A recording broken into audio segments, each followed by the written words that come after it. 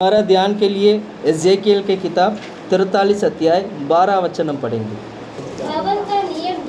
भवन का नियम यह है कि पहाड़ की चोटी के चारों पहाड़ की चोटी की मतलब ऊपर की चारों, ऊपर और नीचे चारों तरफ, पहाड़ की चारों तरफ का संपूर्ण भाग परम पवित्र है।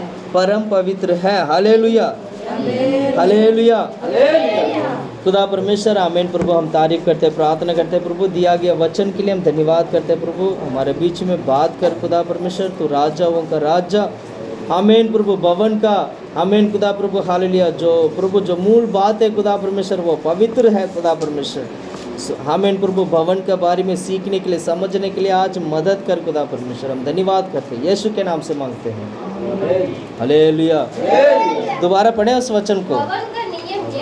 भवन का नियम यह है कि पहाड़ की चोटी के चारों, भवन का नियम को सुन लीजिएगा। भवन का नियम यह है कि पहाड़ की चोटी के चारों ओर का संपूर्ण भाग परम पवित्र है। हाँ, कैसे है? परम पवित्र, पूरा की पूरा पवित्र है।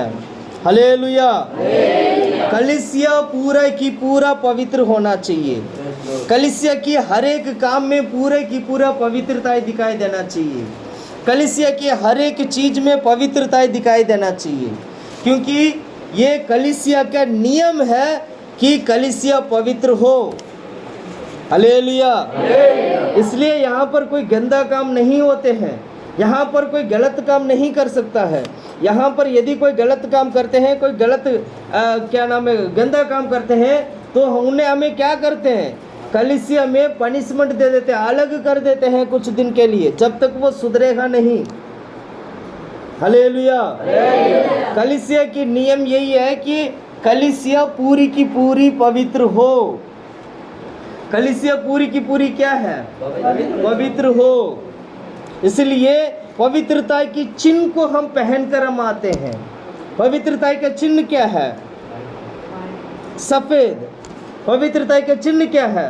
सफेद। हम सफेद पहनना चाहिए, क्योंकि कलीसिया का भवन का जो नियम है वो पवित्र को दिखाती है।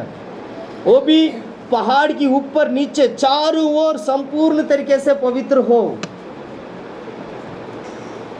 पहाड़ के ऊपर भी, पहाड़ के नीचे भी, पहाड़ की चारों तरफ क्या हो? संपूर्ण तरीके से पवित्र हो। इसलिए भवन में आने वाला व्यक्ति क्या करता है? पवित्रता को दिखाने के लिए वो अच्छा से सफेद कपड़ा पहन के आते हैं। हम भी एक अच्छा सा सफेद कपड़ा क्या करना चाहिए? प्रभु के भवन में पहन कर आना चाहिए। ये पवित्रता को दिखाता है, ये संपूर्ण पवित्रता को दिखाता है। प्रभु की हजूरी में घुटने टेककर हम प्रार्थना करते हैं, ये पवित्रता को दिखाता है।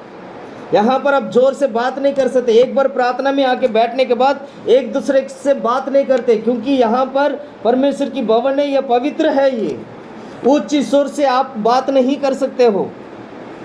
ए भाई, ये बहन, ये लो पकड़ो, अरे वो काम किया, इसको हटाओ, अरे दरवाजा बंद करो, अरे फैन डालो, अरे उधर बैठो, अरे इधर बैठो। ये उच्च स्वर परमेश्वर के भवन में नहीं चलता है।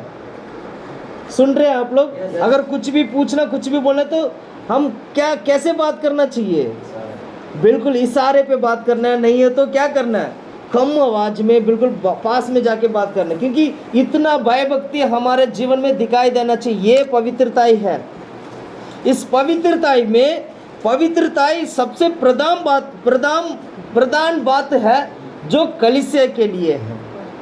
हर चीज में सबसे पहली बात पवित्रता को दिखाता है। इसलिए हम घर से आते वक्त कैसे आते हैं?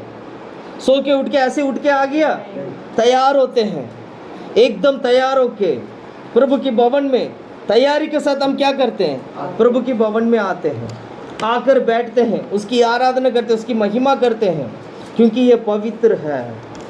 परमेश्वर पवित्र लोगों की मन में, हृदय में परमेश्वर वास करता है। अगर आप पवित्र हो तो गारंटी है आपके हृदय में परमेश्वर वास करेगा। अगर आप पवित्र नहीं है तो परमेश्वर वास नहीं करेगा। परमेश्वर बाहर खड़ा हो जाएगा और देखेगा कि ये पवित्र कब होगा। Hallelujah, hallelujah. इसलिए हम परमेश्वर को बाहर नहीं, हमारे हृदय में क्या करना चाहिए? प्रभु को जगह देना चाहिए। हमारे हृदय में परमेश्वर वास करना चाहिए, हमारा जीवन में परमेश्वर वास करना चाहिए।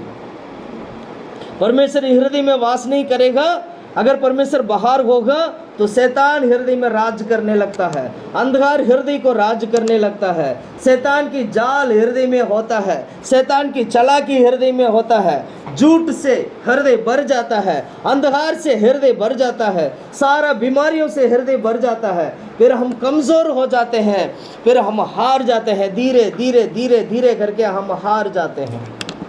Hallelujah, hallelujah. इसलिए हम प्रभु के भवन में आते क्या करते हैं? घुटने टेक कर हम प्रार्थना करते हैं, प्रभु क्षमा कर, माफ कर, पवित्र कर, शुद्ध कर प्रभु।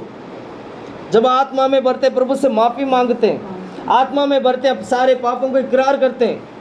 हो सकता है मैंने पाप किया हो सकता है मैंने कुछ वो काम किया हो, ये काम किया हो, प्रभु क्षमा करो, ऐसे बोल के प्रभु के हुजूर में क्या करते हैं? माफी मांगते हैं, प्रार्थना करते हैं। एक दूसरे के साथ अगर बातचीत नहीं है तो प्रभु से क्षमा मांगते हैं, प्रभु मैं उस भाई के साथ, उस बहन के साथ मेरा बातचीत नहीं है, मुझे क्षमा कर, मैंने गलती से कर दिया, आगे से मैं बात करूंगा, कोई बैर नहीं, कोई भेद विवाद नहीं रखूंगा, मैं कोई फर्क नहीं होगा। ये ऐसे बोल के प्रभु के हुजूर में प्रार्थना करना चाहिए, क्योंकि यह पवित्रता को दिखाता है। कलीसिया की बहुत ही अद्भुत बातें, 8 बातों को आज मैं बताऊंगा। कितने बात? 8। पूरा बाइबल में बहुत सारी जगह पे कलीसिया परमेश्वर की भवन के बारे में लिखा है, लेकिन मैं सिर्फ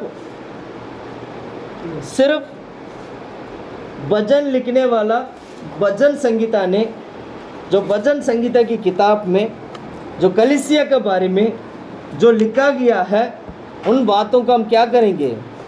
ध्यान करेंगे। हालेलुया। हम उन बातों को क्या करेंगे? इन सबसे प्रथम बात क्या है? कलीसिया का नियम क्या है? पूरी तरीके से पवित्रता है। पूरी तरीके से क्या है? पवित्रता है। हालेलुया। सबसे पहले कलीसिया वो है जहाँ पर भयभक्ति लोग आते हैं। पहला पॉइंट ये, परमेश्वर की कलीसिया भयभक्ति लोगों के लिए है, जो डर और भय के साथ प्रभु के हुजूर में आते हैं, जो भक्ति के साथ प्रभु के हुजूर में आते हैं और भक्ति के भाव के साथ प्रभु के हुजूर में आते हैं, डर के साथ कांपते हुए प्रभु के हुजूर में आते हैं। ये परमेश्वर की भवन है। Hallelujah, hallelujah. भजन संगीता की किताब अध्याय 5 का 7वां वचन पढ़िएगा आप।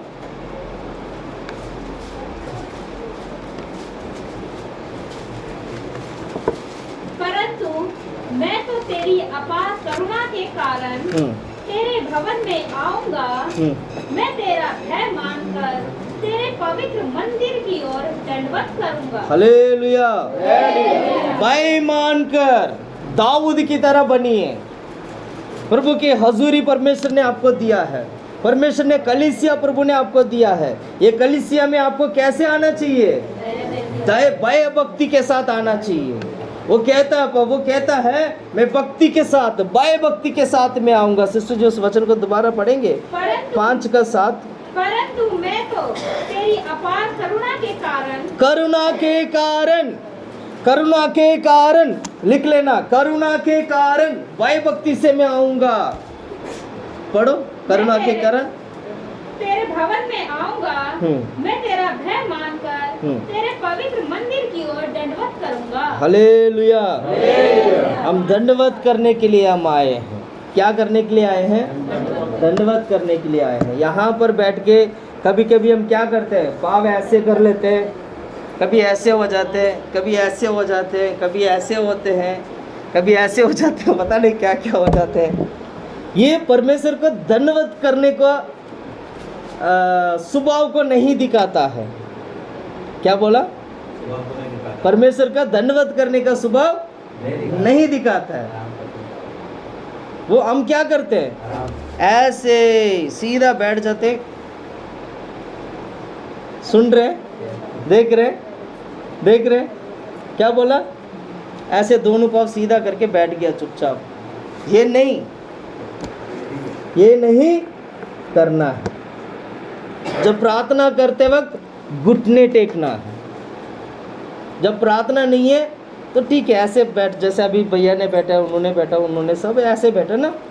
जब प्रार्थना की टाइम होता है तो तब क्या करना चाहिए, घुटने में आना चाहिए। प्रार्थना के टाइम पे आप भी क्या करना चाहिए, घुटने में आना चाहिए। जब प्रार्थना नहीं है ठीक है, कुर्सी में भी बैठ जाओ, नो प्रॉब्लम। बिल्कुल आपसे नहीं हो सकता है तो फिर कुर्सी में बैठ जाओ। हाँ हो सकता है तो प्रार्थना के टाइम पे क्या करना है, घुटना टेकना। प्रभु की हजूरी में, प्रभु मैं तेरे भवन में, हजूरी में धन्यवाद करने के लिए आया हूँ। तेरी हजूरी में मैं आराधना करने के लिए आया हूँ। यह हमारे लिए परमेश्वर ने दिया गया कलीसिया है। ये कलीसिया कोई साधारण कलीसिया नहीं है।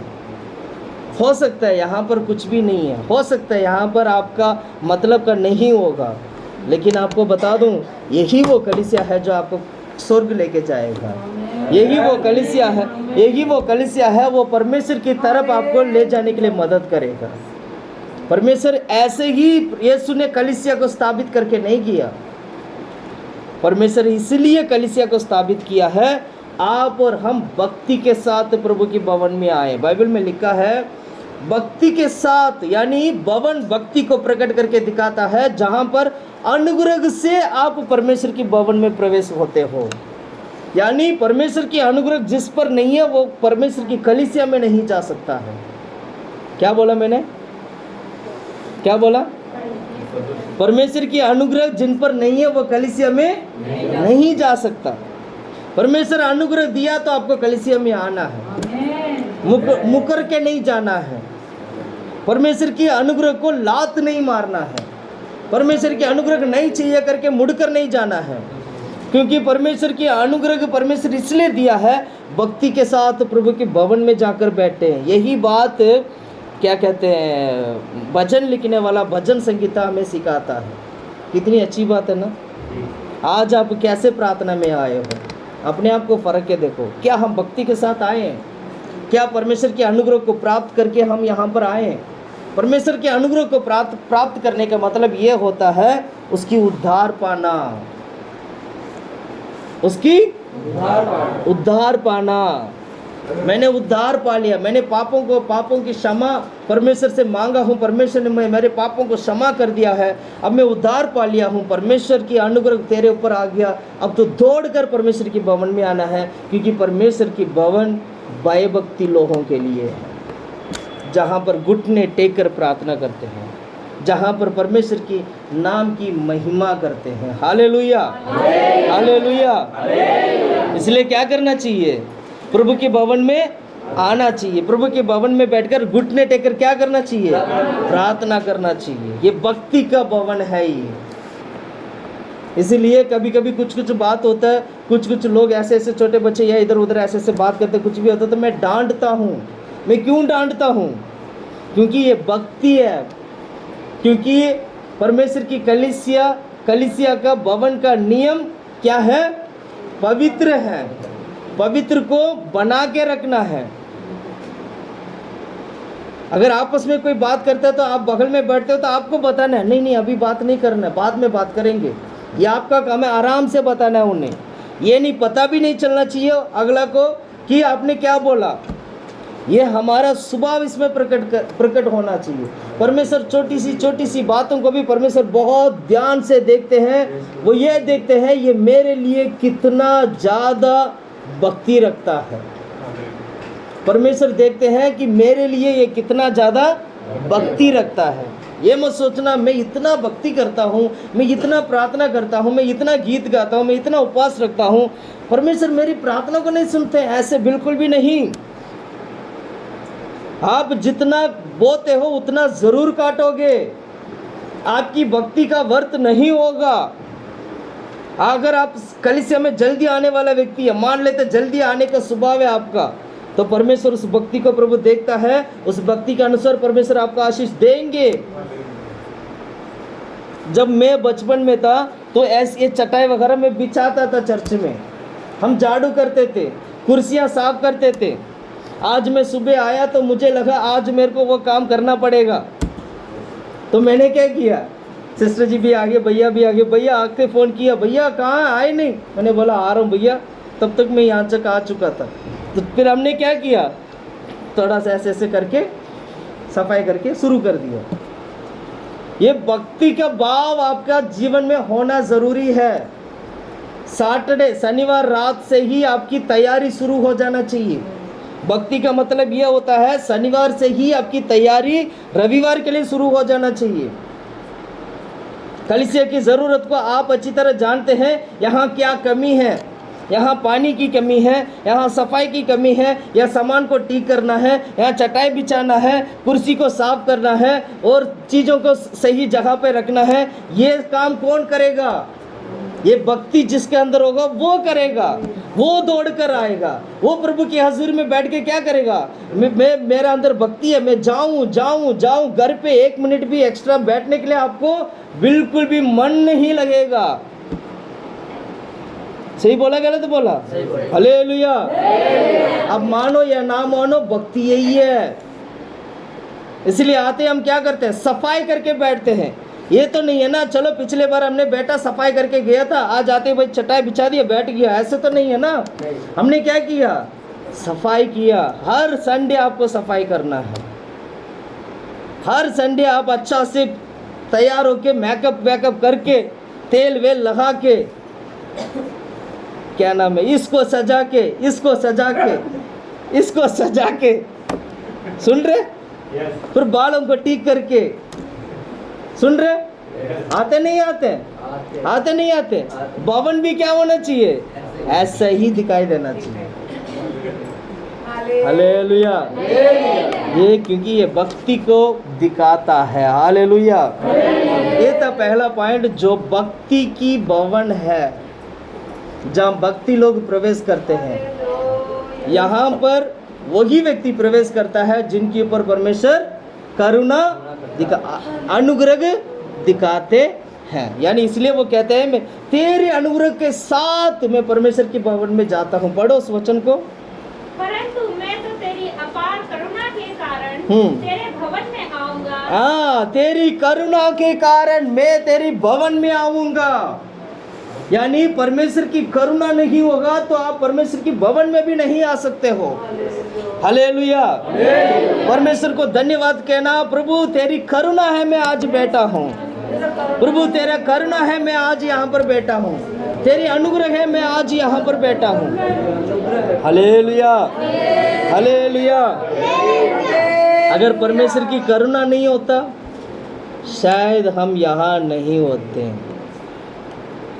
पता नहीं इस वक्त क्या कर रहे होते हैं, पता नहीं इस वक्त किसके साथ लड़ रहे होते हैं, पता नहीं किसके साथ इस वक्त हम बातचीत कर रहे होते हैं, पता नहीं किसको धोखा दे रहे होते हैं, पता नहीं किसको मार रहे होते हैं, पता नहीं कितना झूठ बोल रहे होते हैं, पता नहीं कहाँ कहाँ चल रहे होते हैं, पता नहीं क्या क्या सोच रहा होता।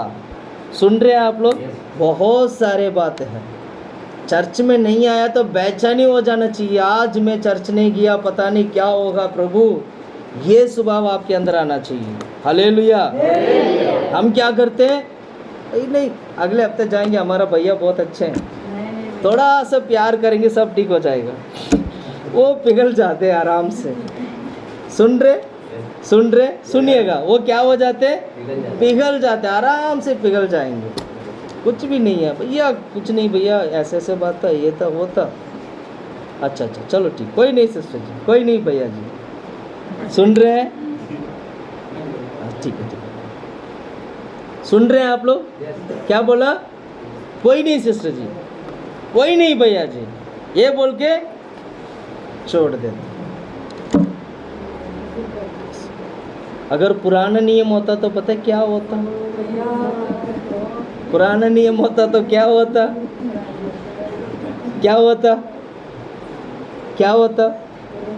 पता नहीं कितने लोग हम अब तक धरती छोड़ दिए होते।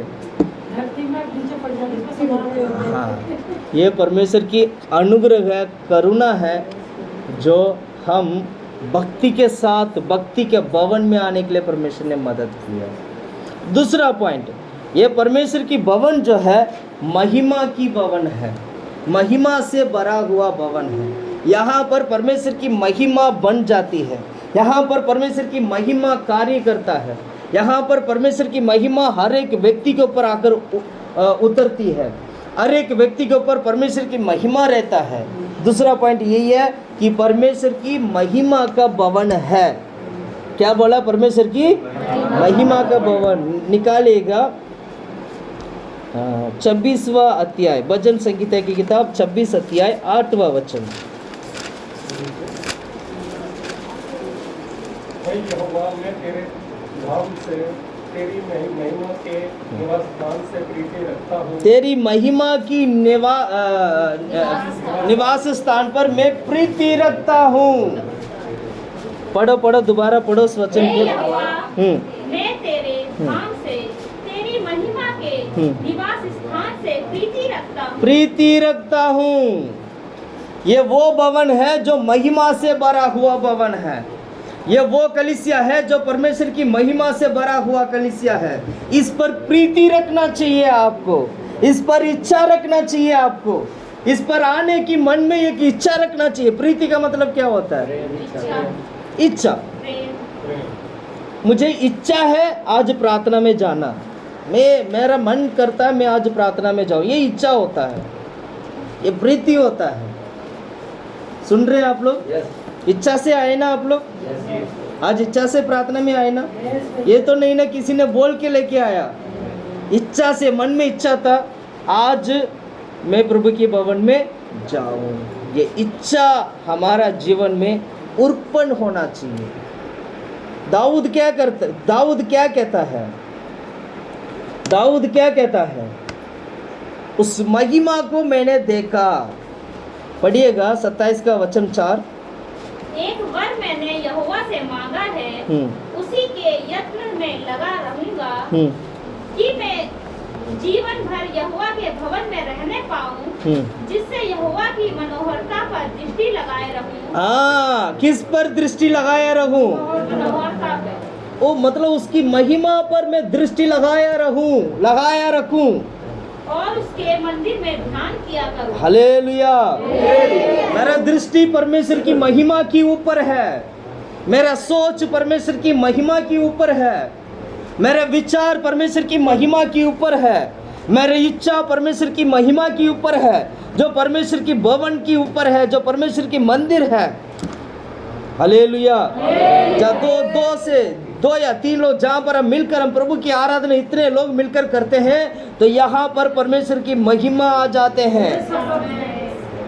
और यहाँ पर इस जगह के लिए आपको दृष्टि लगाना चाहिए। कितना बजे प्रार्थना होगा आज? ये दृष्टि होता है। क्या आज प्रार्थना होगा? अच्छा, कितना बजे? कब आऊँ मैं? कितना बजे आऊँ? कौन कौन आऊँ? मैं अकेला आऊँ? नहीं, पूरा परिवार आना है? ठीक है, पूरा परिवार आएंगे। दृष्टि लगाना है। संडे की प्रार्थना के बारे में आपको पहले 1 हफ्ते पहले पता हो जाना चाहिए कि आज का प्रार्थना कितना बजे है। ये महिमा से भरा हुआ भवन है। ये महिमा पवित्र आत्मा को दिखाता है। जिस भवन में महिमा नहीं है वो भवन नहीं कहलाया जाएगा। जिस भवन में परमेश्वर की आत्मा नहीं है वो भवन नहीं कहलाया जाएगा। जहाँ पर लोग इकट्ठा हो जाते हैं, जहाँ पर परमेश्वर के लोग इकट्ठा हो जाते हैं, ये भवन होता है। ये बिल्डिंग भवन नहीं है, ये बिल्डिंग मंदिर भवन नहीं है, मंदिर नहीं है। मंदिर और भवन तो जहाँ पर हम इकट्ठा होते हैं वो भवन बन जाता है। अब पार्क में बैठ जाओ, वो भवन है। सुन रहे? इस्राएल लोग जहाँ जहाँ जाते थे वहाँ वहाँ क्या करते थे? तंबू गाड़ कर प्रभु की आराधना करते थे। हम भी ऐसे ही यात्रा कर रहे हैं, हम भी किराए की मकान है, पता नहीं अगला घर किस में जाएंगे या अपने मकान में जाएंगे। जहाँ पर भी जाएंगे वहाँ पर भी क्या करेंगे? तंबू लगाएंगे, फिर प्रार्थना शुरू कर देंगे। ये महिमा को दिखाता है। वो बादल हमेशा इस्राएल लोगों के ऊपर, हमेशा वो बादल क्या होता था? वो चलता था, उन्हें मार्ग दिखाता था। ये प्रभु की महिमा को दिखाता है। सोलोमन राजा ने प्रार्थना किया, सोलोमन राजा ने जो मंदिर बनाया वो महिमा उनके ऊपर आकर उतरा। तंबू के बारे में देखोगे, जो अति पवित्र स्थान है, जहाँ पर क्या नाम है, संदूक रखा जाता था। संदूक के बीच में से एक आग, एक बीच में से क्या होता था, ऊपर की तरफ जाता था। वो प्रभु की महिमा को दिखाता है। संदूक के बीच में से वो आग आसमान की तरफ जाता था, वो प्रभु की महिमा को दिखाता है। वो महिमा का नाम था सेकनिया महिमा। सुन रहे हैं आप लोग? तो वो महिमा जो है वो भवन के ऊपर हमेशा रहता है। ये वो भवन होता है। आपको भवन को पहचानना जरूरी है, सेवक को पहचानना जरूरी है, सेवकाई को पहचानना जरूरी है। क्या हमारी सेवा में, क्या हमारी सेवकाई में परमेश्वर की महिमा आता कि नहीं? क्या परमेश्वर की आत्मा कार्य करता कि नहीं? क्या परमेश्वर की आत्मा की अगुवाई है या नहीं? ये आपको पहचानना है। जिस भवन में परमेश्वर की महिमा नहीं है वहाँ आपको जाना भी नहीं है। जिस भवन में परमेश्वर की आत्मा कार्य नहीं कर रहा है वहाँ आपको जाना भी नहीं चाहिए। हालेलुया। इसलिए वो क्या कहते हैं, मैं उस महिमा पर दृष्टि लगाऊंगा। पढ़ो उस वचन को दोबारा।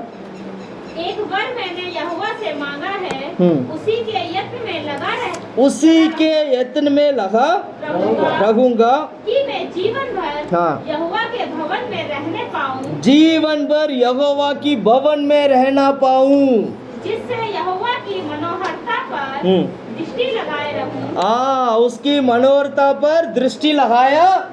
Hallelujah, hallelujah. हम सारे प्रभु की भवन में आए हुए लोग इस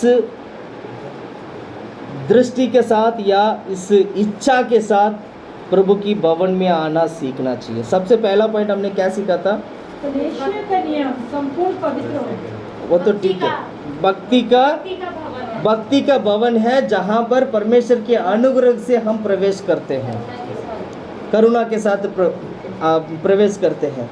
दूसरा है परमेश्वर की महिमा, परमेश्वर की भवन प्रभु का महिमा का भवन है जहाँ पर इच्छा के साथ प्रभु के भवन में आते हैं। सुना? मैंने फोन किया, फलाना भाई या बहन ने फोन किया, आज प्रार्थना में नहीं आ रहे, नहीं आ रहा था मैं, आपने बोल दिया तो मैं आऊंगा, आऊंगी। सुना?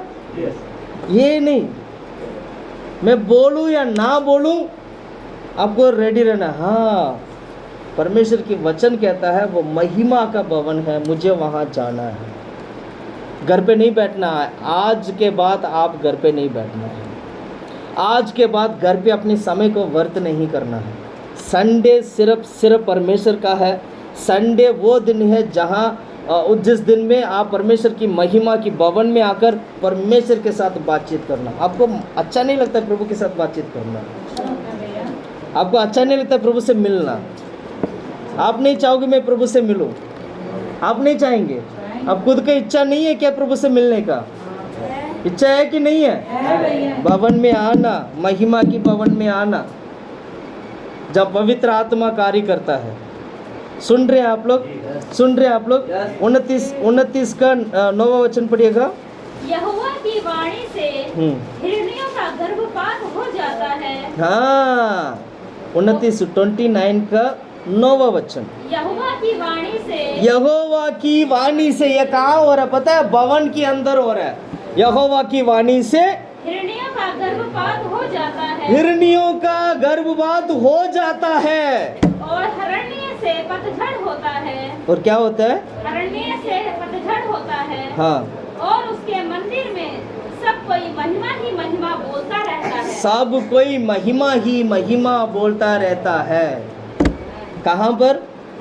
मंदिर में। उसमें लिखा मंदिर में, है ना? हिरनी का क्या हो जाता है? गर्भपात हो जाता है। भवन में आओगी बच्चा मिलेगा। सुन रहे? क्या बोला? भवन में आओगी तो क्या मिलेगा?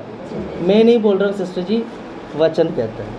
मैं नहीं बोल रहा हूँ, परमेश्वर कहते हैं। परमेश्वर की दास होने के नाते मैं आज्ञा देता हूँ, परमेश्वर आपको बच्चा मिलेगा, बच्चा देंगे। सुन रहे? हिरनी का बच्चा होने का मतलब क्या होता है? हिरनी का बच्चा होने का मतलब क्या होता है? इसमें लिखा जब मैं कब्र में चला जाऊंगा 29:9।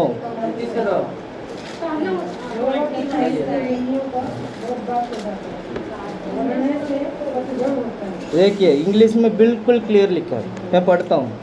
The voice of the lord make the dear give birth. मेरा तमिल में भी एकदम सही लिखा है। अब मुझे नहीं पता हिंदी में ऐसे, हिंदी में कैसे गलत है सिस्टर? गलत पाठ मतलब कहीं भी इसका इंग्लिश निकालो वर्ड वो अबॉर्शन ही होगा, गिरना ही होगा, बच्चे गिरना ही होगा, धारण का उसमें देना। अब हिंदी पढ़ो, मैं बताता हूँ।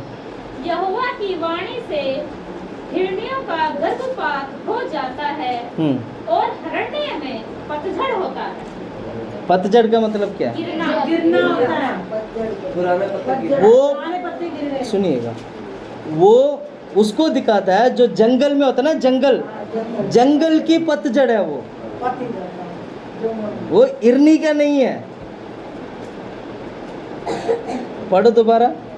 यहोवा की वाणी से हिरनियों का गर्भपात हो जाता है और हरण्य में पतझड़ होता है। हिरनी का मतलब क्या? अरण्य भैया, अरण्य थोड़ी ना, अरण्य। हिंदी में देखो, अंग्रेजी में देखो और क्या लिखा, मैं बताता हूँ। The voice of the lord make the dear give birth, मतलब परमेश्वर की वाणी जो है, परमेश्वर की जो वचन है, परमेश्वर की आवाज़ जो है, हिरनियों को बच्चे देने में मदद करता है। बच्चे देने में क्या करता है? मदद करता है। और दूसरा लिखा है and strips the forest bare. Forest का मतलब क्या होता है? जंगल को परमेश्वर क्या कर देता है? नष्ट कर देता है। समझ में आ रहा है? और and his temple everyone says glory. प्रभु की महिमा, प्रभु की मंदिर में हर व्यक्ति ये कहेगा कि तेरी महिमा हो। ये बात है, सुन रहे हैं आप लोग? हिंदी में ना बहुत सारे बातें थोड़ा सा घुमा रखा हुआ है, कोई बात नहीं, लेकिन हकीकत क्या है? हिरनियों को परमेश्वर अपनी वाणी से, परमेश्वर उनको क्या करता है? बच्चा देता है। प्रार्थना करते वक्त ये प्रार्थना करना, अगर बच्चा नहीं है तो ये प्रार्थना करना, परमेश्वर हिरनियों को अपनी आवाज़ से उन्हें बच्चे देते हैं, तो मुझे भी बच्चा चाहिए। सुना आपने क्या बोला? हिरनियों को अपनी आवाज़ से जब परमेश्वर बच्चा दे सकता है, तो मुझे भी क्या चाहिए? बच्चा चाहिए। मैं तेरी महिमा करता हूँ, महिमा की भवन में मैं जा रहा हूँ करके प्रार्थना करना चाहिए। Hallelujah, hallelujah. इसको बोलते हैं भूख प्यास के साथ, या इच्छा के साथ, भूख प्यास नहीं, इच्छा के साथ प्रभु के भवन में आना। कैसे आना सिस्टर जी? मन में इच्छा रखना, मैं जाऊंगा, मैं जाऊंगी। सुन रहे? तो जाने से क्या होगा? हिरनियों का बच्चा जरूर मिलेगा। हमारा चर्च में जितना भी हिरन है, जिनको बच्चा नहीं है, उसको परमेश्वर क्या करेगा? देगा, देगा। हालेलुया, आमीन, हालेलुया। बहुत सारे लोगों के लिए मैंने प्रार्थना किया था, कई सारे लोगों के लिए मैंने प्रार्थना किया था, बच्चे नहीं था। आज तक जितने भी लोगों के लिए प्रार्थना किया, सबको बच्चा मिला। सही बात है भैया, बिल्कुल सही बात। सुना? तो मैंने कुछ नहीं किया, मैंने क्या किया? सिर्फ प्रार्थना किया। एक बहन ने बोली कि कितना भैया का 4-5 साल हो गया और मेरा हस्बैंड चाहते हैं कि बच्चा हो जाए। दूसरा एक और चर्च है, मैं क्या नाम, कल्याणपुरी में। तो हमने बोला ठीक है, प्रार्थना करते। प्रार्थना किया।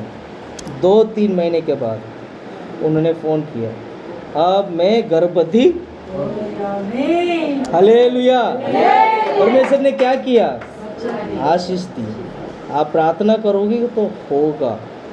परमेश्वर क्या करता है? हिरनियों को बच्चा देने में अपनी आवाज़ से परमेश्वर मदद करता है। वो अपनी वाणी परमेश्वर देगा।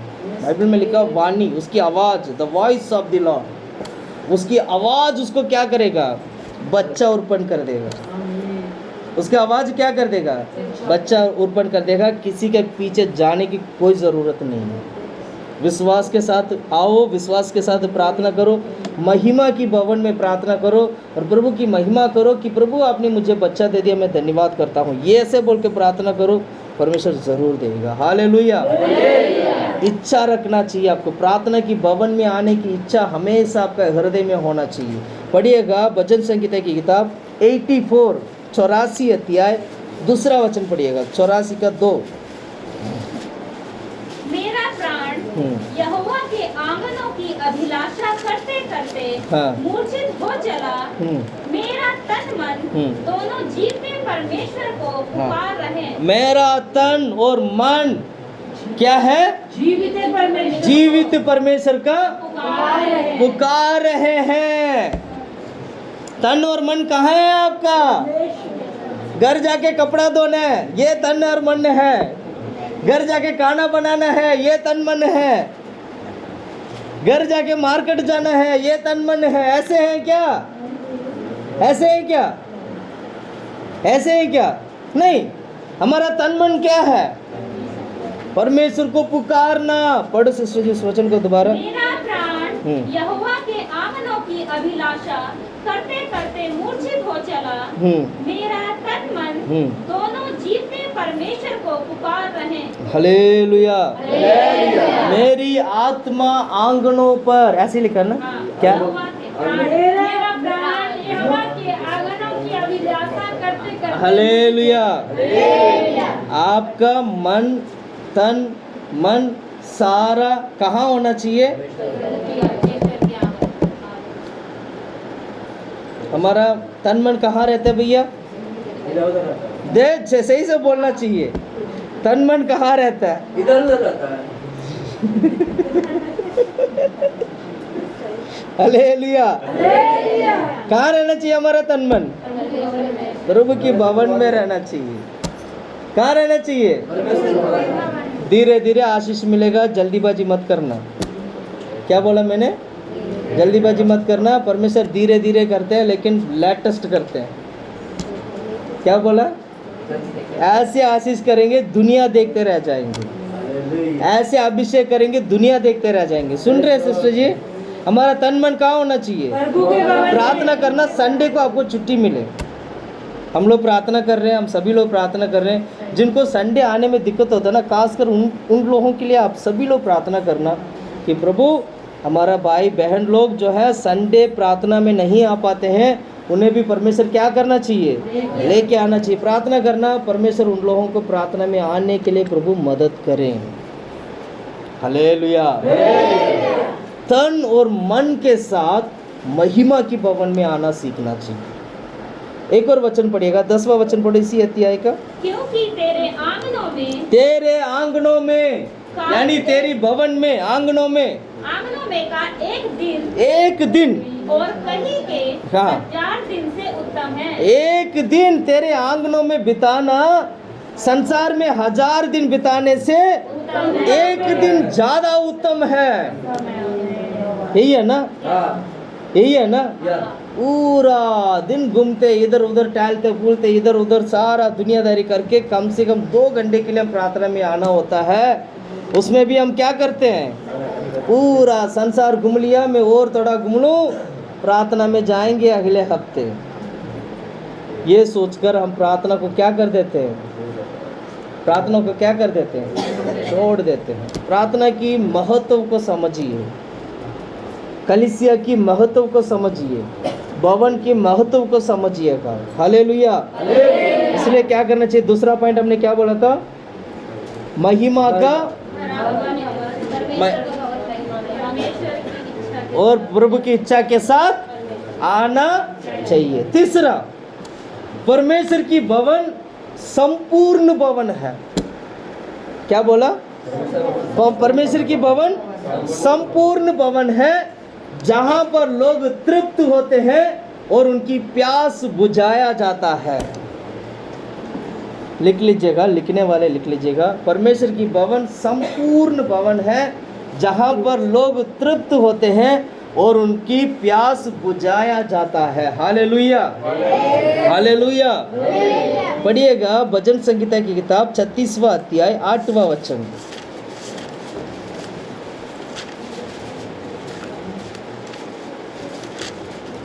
वे तेरे भवन के चिकने भोजन से तृप्त होंगे और तू अपनी सुख की नदी में से उन्हें पिलाएगा। आगे 1 मिनट से 36 का 8।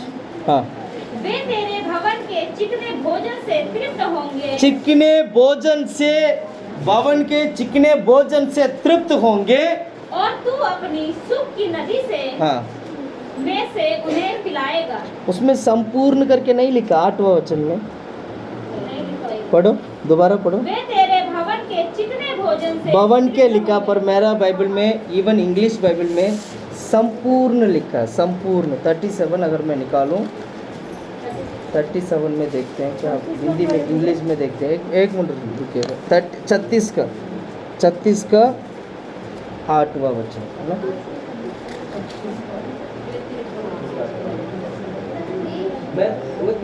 Fullness of your house, fullness का मतलब संपूर्ण। हालेलुया। एक बात ध्यान रखिए, परमेश्वर ने कलीसिया दिया है, आधा अधूरा कलीसिया नहीं है ये। क्या बोला? आधा अधूरा नहीं है। यहाँ आने के बाद मुझे चंगाई नहीं मिलेगा करके आप कह ही नहीं सकते हैं। यहाँ आने के बाद आपका आशीष नहीं होगा करके आप कह ही नहीं सकते हैं। परमेश्वर हर चीज को भर के रखा है प्रभु के भवन में। क्या करके रखा है? भर के रखा। यहाँ आने के बाद ऐसे कोई मुसीबत, कोई बीमारी, कोई भी परेशानी नहीं होगा जो क्या है, जिसका बोलो, हर मुसीबत, परेशानी, चीज़ों का जवाब ज़रूर यहाँ पर मिलता है और मिलेगा। इसको बोलते हैं संपूर्ण। यीशु मसीह ने अपने क्रूस पर अपना जीवन को अर्पण किया था, अपना शरीर को क्रूस पर उन्होंने दिया था। वो इसीलिए संपूर्ण तरीके से चिकनी वस्तुओं को खाने के लिए परमेश्वर इस भवन में आपको खड़ा कर सके। हम कंगाल होकर जीने के लिए नहीं। कंगाल हम इसलिए हो जाते हैं, कहीं ना कहीं हमारी गलतियां होते हैं, कहीं ना कहीं हमारी कमी घटियां होते हैं। परमेश्वर आशीष किया है। परमेश्वर अब्राहम को आशीष किया था, परमेश्वर अय्यूब को आशीष किया था, उन्होंने इस्तेमाल किए। कभी कभी परमेश्वर डरते भी हमसे, मतलब हमसे वो इसलिए डरते हैं कहीं हम क्या ना हो जाए, कहीं जीवन नष्ट ना हो जाए। प्रभु क्या करते हैं, वो उनको डरने की आवश्यकता नहीं है, फिर भी वो क्या करते हैं, वो चिंता करते हैं ये आत्मा कहीं नष्ट ना हो जाए।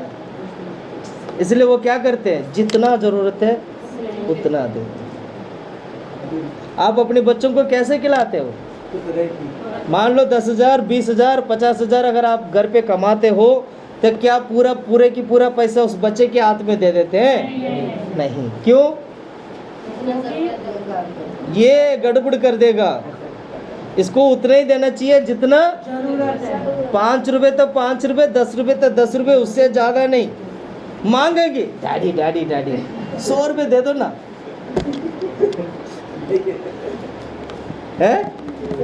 हम बोलेंगे नहीं, फिर वो सोचते हैं ये डैडी देते नहीं है। ऐसे नहीं है, देना तो चाहते, देने का टाइम आएगा तो पूरा मिलेगा। लेकिन अभी तो मेरे जेब में है 100 रुपये, पर दूंगा नहीं जरूर।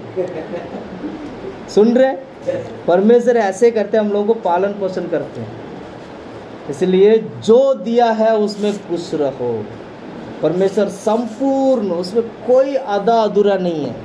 आपकी कलीसिया संपूर्ण है, आपकी सेवकाई संपूर्ण है, आपकी परमेश्वर की सुसमाचार संपूर्ण है, परमेश्वर की याजक लोग संपूर्ण है। ध्यान से सुनिएगा, परमेश्वर की महिमा संपूर्ण है, पवित्र आत्मा संपूर्ण है, यीशु संपूर्ण है, परमेश्वर की प्रेम संपूर्ण है, परमेश्वर की इच्छा संपूर्ण है, परमेश्वर की जो पवित्रता है वो संपूर्ण है, विश्वास संपूर्ण है। कितनी बात मैं बोलूं, सब में संपूर्णता है, पर हम उस संपूर्णता में क्या करना चाहिए? बढ़ना चाहिए। ये संपूर्णता मात्र कलीसिया में यीशु के द्वारा आपको मिलेगा। कलीसिया, इसलिए भवन जो है संपूर्ण उत्तम पदार्थों को खिलाता है। क्या खिलाता है? उत्तम पदार्थों को क्या करता है? कलीसिया क्या करता है? खिलाता है। इसलिए संपूर्ण उत्तम पदार्थों को खाने के लिए आपको क्या करना चाहिए? संपूर्ण भवन में आना चाहिए। यहाँ पर लोग क्या होते हैं? तृप्त होते हैं और सुखी नदी में आया जाए, उनका प्यास बुझाया जाता है। हालेलुया। प्रभु की भवन में आने के बाद संपूर्णता भवन में आने के बाद आप यहाँ से खाली हाथ नहीं जाओगे। परमेश्वर की वचन कहता है परमेश्वर की भवन संपूर्ण है, जहाँ पर सब कुछ है। आपको उद्धार मिलेगा, आपको छुटकारा मिलेगा, आपको चंगाई मिलेगा, आपको भोजन मिलेगा, सब कुछ मिलेगा। परमेश्वर क्रूस पर मारा गया तो वो इसलिए मारा गया, एक संपूर्ण कलीसिया आपके लिए परमेश्वर तैयार करें। वो यीशु ने हमारे लिए तैयार किया है। इसलिए एक अच्छा सेवक आप लोगों का अच्छा मार्ग क्या करेगा? दिखाएगा। संपूर्ण कलीसिया की वो संपूर्ण कलीसिया में आपको बसने देगा, आपकी प्यास बुझाएगा, आपकी क्या बोलते हैं आपको तृप्त करवाएगा। Hallelujah, hallelujah. अगर ये संपूर्ण ना होता, एक बात के लिए, फिर हमारा प्रार्थना व्यर्थ होता। चंगाई के लिए प्रार्थना करेंगे, चंगाई नहीं होगा क्योंकि संपूर्ण नहीं है। छुटकारे के लिए प्रार्थना करेंगे, छुटकारा नहीं होगा क्योंकि संपूर्ण नहीं है। भोजन के लिए प्रार्थना करेंगे, भोजन नहीं होगा क्योंकि संपूर्ण नहीं है। और वचन क्या कहता है? संपूर्ण। परमेश्वर यहाँ पर भोजन भी रखा है, परमेश्वर यहाँ पर क्या रखा है? चंगाई भी रखा है और छुटकारा रखा है। हर चीज परमेश्वर रखा है। इसलिए प्रार्थना करते हैं तो चंगाई हो जाते हैं। आप प्रार्थना करके देखो, आप चंगाई जरूर पाओगे। प्रार्थना औरों के लिए करके देखो, वो व्यक्ति जरूर चंगाई पाएगा। कभी आपने आजमाया नहीं है ना, कभी आजमा के देखो। मैं उस व्यक्ति के लिए मैं प्रार्थना करूंगा, देखते हैं तो होगा। विश्वास के साथ करना, देखते करके मत करना। ये बोलना मैं प्रार्थना करता हूँ प्रभु जरूर वो चंगाई हो जाएगा, तो वो तो होना ही है। इसको बोलते संपूर्ण कलीसिया, संपूर्ण परमेश्वर की भवन। तीसरा पॉइंट हमने क्या देखा? परमेश्वर का भवन संपूर्ण है, जहाँ पर हम तृप्त होते हैं और हमारा प्यास बुझाया जाता है। हालेलुया। चौथा है अनुग्रह का भवन है। ये कौन सा भवन है? अनुग्रह का भवन है, जहाँ पर पढ़ो आप भजन संगीता की किताब 48 अध्याय 48 का 9वां वचन पढ़ो। हे परमेश्वर, हमने तेरे मंदिर के भीतर तेरी करुणा पर ध्यान किया है। और हे परमेश्वर, तेरे नाम के योग्य तेरी स्तुति पृथ्वी की छोर तक होती है। तेरा दाहिना हाथ धर्म से भरा है। सिस्टर जी दोबारा पढ़े 48 का 9वां वचन। हे परमेश्वर, हमने तेरे मंदिर के भीतर तेरी करुणा पर ध्यान किया है। ध्यान किया है। ध्यान करना करुणा की भवन है, जहां पर आपको ध्यान करना चाहिए। ऐसे लिख लेना।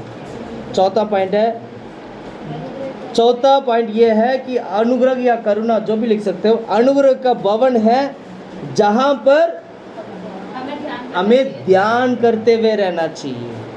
क्या हिंदी में क्या लिखा उस वचन में? हम तेरे मंदिर के भीतर तेरी करुणा करना करुणा भी लिख सकते, करुणा लिख दीजिएगा। करुणा की भवन है जहां पर हमें क्या करना चाहिए? ध्यान करना चाहिए। हम क्या करते हैं प्रभु की भवन में? हम क्या करते हैं? ध्यान करते हैं। भवन में आते ही पूरा दुनिया याद आ जाता है, पूरी घर की परेशानी याद आ जाता है, पूरा दुख मुसीबत सब कुछ याद आ जाता है। फिर हम क्या करते हैं? बुड़बुड़ाने लगते हैं, प्रभु मुझे बचाओ, प्रभु मुझे छुड़ाओ। बुड़बुड़ाते हैं। अगर नहीं हुआ, प्रभु ने किया नहीं, प्रभु ने वो नहीं किया, प्रभु ने ये नहीं किया, अब मेरा क्या होगा, उनका क्या होगा। हम ऐसे क्या करते हैं? बोलते रहते हैं। पर परमेश्वर की वचन क्या कहता है? परमेश्वर की भवन में आने के बाद, करुणा की भवन है ये, जहाँ पर प्रभु की करुणा है, वो करुणा की भवन है जहाँ पर आपको ध्यान करते हुए रहना चाहिए। भूल जाइए परेशानी को, भूल जाइए सारा बीमारी को, भूल जाइए आपके जीवन में होने जो हो रहा है, सारे कठिनाई मुसीबत को भूल जाइएगा। विश्वास करिए, परमेश्वर आपको चंगाई देंगे, आपको छुटकारा देंगे। विश्वास नहीं है ना, विश्वास ना होने के कारण हम बुड़बुड़ाते हैं, विश्वास ना होने के कारण हम मुंह से ऐसे बातें, क्योंकि बोझ ऐसे दब गया है हमारे सिर के ऊपर, और बोझ जो है हमें दबा रहा है हम लोगों को। फिर हम क्या करते हैं? मुंह से बहुत सारी बातें आने लगता है, परमेश्वर के खिलाफ बातें आता है, कलीसिया के खिलाफ बातें आते हैं, सेवकों के खिलाफ बातें आते हैं, लोगों के खिलाफ बातें आते हैं, सच्चाई के खिलाफ बातें आते हैं, क्योंकि दबाव हो चुका है हमारे ऊपर। और दबाव के कारण क्या हो जाते हैं? हम बौखलाने लगते हैं, हम अपनी मुंह की बातों को हम स्थिर नहीं कर पाते हैं, हम उसको कंट्रोल नहीं कर पाते हैं। सीधा आक्रमण, पास्टर जी सीधा आक्रमण, भाई जी सीधा आक्रमण, बहन सीधा आक्रमण, कलीसिया सुन रहे? क्यों कंट्रोल नहीं हो पाता है? क्योंकि दबाव, बीमारी का कारण दबाव, परेशानी के कारण दबाव, कर्जा ले रखे हैं, कर्जा हम चुका नहीं पा रहे, दबाव, हाथ में पैसा नहीं है, दबाव। क्या हो गया? तो दबाव के कारण मुंह से बहुत सारे उल्टी सीधी बातें आने लगते हैं। प्रिय भाइयों बहनों, मैं कहना चाहता हूँ, ये मत भूलना, आप अनुग्रह का भवन में बैठे हैं। आप अनुग्रह की भवन में बैठे हैं, जहाँ पर क्या है? क्या करना चाहिए? ध्यान करके बैठना चाहिए, ध्यान करते हुए बैठना चाहिए। आप यहाँ से जाते खुशी के साथ जाना है, ध्यान करना है। प्रभु मैं तेरी भवन में आया हूँ, मैं ध्यान कर, तेरी करुणा पर मैं ध्यान कर रहा हूँ। हम वो नहीं करते, चिंता करते रह जाते हैं। परमेश्वर कितना बड़ा है देखिएगा, वो हमारी आशा बनकर वो हमारे बीच में क्या कार्य कर रहा है। आपका ध्यान परमेश्वर की आशा के ऊपर, प्रभु के ऊपर आशा रखने वाला, परमेश्वर के ऊपर आशा रखने वाला, उस आशा के साथ आपको जीवन बिताना है। हम बुड़बुड़ाना नहीं, आशा रखना है, विश्वास रखना है। एक वचन पढ़िएगा 52 अध्याय का 8वां वचन। मुझे हर्ष और आनंद की बातें सुना, हाँ, जिससे जो हड्डियां तूने तोड़ डाली है वे मग्न हो जाए। अपना मुख मेरे पापों की ओर से फेर ले और मेरे सारे अधर्म के कामों को मिटा डाल। 52 परंतु मैं तो 52 का 8वां वचन। परंतु मैं तो परमेश्वर के भवन में हाँ। हरे जैतून के वृक्ष के समान हरे जैतून के वृक्ष के समान हूँ। अरे क्या नाम है? अरे जैतून के वृक्ष के समान, इसका मतलब क्या? जैतून का पेड़ देखा आप लोगों ने? जैतून का पेड़ क्या होता है पता है? जैतून का तेल देखा ना? जैतून की तेल जो है वो जैतून की पेड़ से निकाला जाता है। ध्यान से सुनना, इसका मतलब ये है वो पेड़ पूरा तेल से भरा हुआ है, पहली बात। दूसरा, वो पेड़ इतना जल्दी आसानी से वो नष्ट नहीं होता है। उसका खासियत ये है उस पेड़ का, अगर उस पेड़ को पानी में भी रख दोगे तो क्या नहीं होगा, सड़ेगा नहीं। आपने बाइबल में पढ़ा होंगे, जब परमेश्वर ने पूरे धरती को पानी से नष्ट किया था, पानी से नष्ट करते वक्त क्या हुआ था, पूरा पानी धरती में क्या हो गया, पूरा भर गया। फिर जब पानी खत्म हो गया तो नूह ने क्या किया था, पहले एक कौवा को छोड़ा तो कौवा वापस नहीं आया था। क्यों नहीं आया होगा, कौवा को अच्छा भोजन मिल गया। पानी में कौवा कहाँ बैठता है, गंदगी में बैठता है। कौवा कहाँ बैठता है, उसको लाश मिल गया। पानी से परमेश्वर पूरा धरती को जब नष्ट किया तो कितने लोगों ने मरे होंगे, वो लाश दिखाई दे रहा था, वहां जाके बैठ गया, उसको भोजन मिल गया। अब उसको घर जाने का मन नहीं है। फिर क्या हुआ, ये नूह देखते जा रही है, कौवा तो आए नहीं। फिर कुछ दिन के बाद, फिर थोड़ी देर के बाद उसने क्या किया, कबूतर को भेजा। कबूतर क्या हुआ था, वापस आ गया था। क्यों आ गया था, क्योंकि पूरा लाश पड़े। कौवा तो बैठ जाता है, कबूतर नहीं बैठता गंदगी में। कबूतर गंदगी में नहीं बैठता है। वो क्या करता है, वापस आ गया, घर वापस आ गया नूह के पास। फिर कुछ दिन के बाद दोबारा उसने क्या किया, छोड़ा तो फिर वो गया, जाके जैतून की पेड़ के पत्ते को तोड़ कर आया था। वो इसीलिए वो इतना पानी में सब कुछ नष्ट हो गया था, पर वो जैतून की पेड़ जो है बड़ी आसानी से नष्ट नहीं हुआ। पानी जब पूरा खत्म हुआ तो लेकिन वो पेड़ सीधा खड़ा है।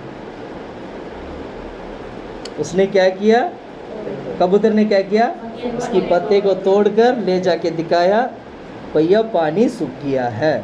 फिर और कुछ दिन के बाद नूह ने क्या किया था, बाहर आया था। तो जैतून की पेड़ कभी सूखता नहीं है, हमेशा हरा भरा रहता है। जैतून की पेड़ पवित्र आत्मा को दिखाती है। जैतून की पेड़ किसको दिखाता है, पवित्र आत्मा को दिखाता है।